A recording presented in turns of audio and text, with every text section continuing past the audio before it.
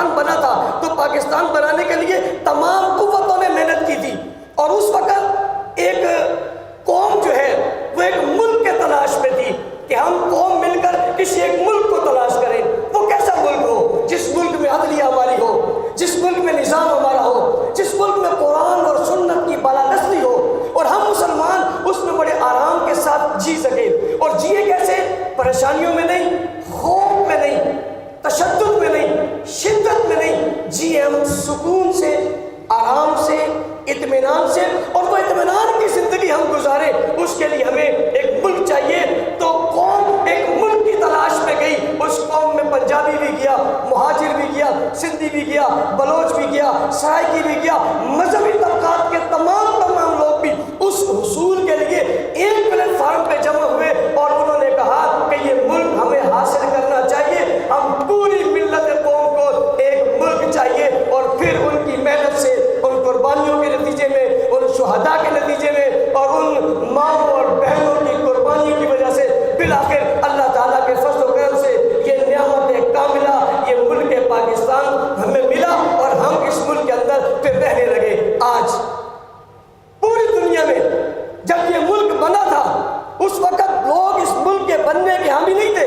آپ کیا سمجھتے ہیں ہندوستان اس ملک کے بننے میں خوش ہے؟ آپ کیا سمجھتے ہیں اسرائیل پاکستان کے معرض وجود میں آنے میں خوش ہے؟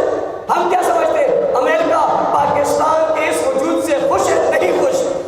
باطل قوتیں پاکستان کے وجود سے خوش نہیں ہیں۔ ان نے پہلے دن سے اس ملک میں فسادات کرانے کے لیے اپنے حربے استعمال کیے، اور اپنے حربے استعمال کر کے ان نے اس ملک میں بھائی کو بھائی سے، اور جناب بلوچ کو مہاجر سے، اور مہاجر کو سندھی سے، اور سندھی کو پٹھان سے، اور مختلف فرقوں کو لڑا کر اس ملک میں اپنی اجارہ داری قائم کرنے کی کوشش کی۔ پھر نتیجہ کیا نکلا؟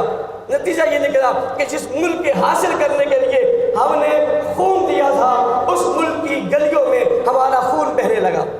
لوگ قتل ہوئے، انہیں مارا گیا، دھماکے ہوئے، مسجدوں میں ہوئے، مدرسوں میں ہوئے، عمارتوں میں ہوئے، عبادت خانوں میں ہوئے، بچوں میں ہوئے، عورتوں میں ہوئے، اسکولوں میں ہوئے، کالجوں میں ہوئے، یونیورسٹی میں ہوئے۔ ملک جب اس کیفیت میں چلا گیا اور مقابلہ وار شروع ہو گئے، اور جبتے بن گئے، اور مسلح تنظیمیں بن گئی، میں سلام عقیدت پیش کرتا ہوں، میں سلام محبت پیش کرتا ہوں ملک کے ان رکھوالوں کو، ملک کے ان متوالوں کو، ملک کے ان نامور لوگوں کو، ان اداروں کے لوگوں نے جنہوں نے ان سیاسی حکومتوں کی مصلحتوں کو ایک طرف رکھ کر، ان کی کرپشن اور بدعنوانیوں کو ایک طرف رکھ کر اس ملک کو دوبارہ سے ایک مضبوط ملک بنانے کے لیے قدم اٹھایا، اور تمام لوگوں کو جمع کر کے اس بات پر انہیں باور کروایا کہ کسی دور میں قوم کو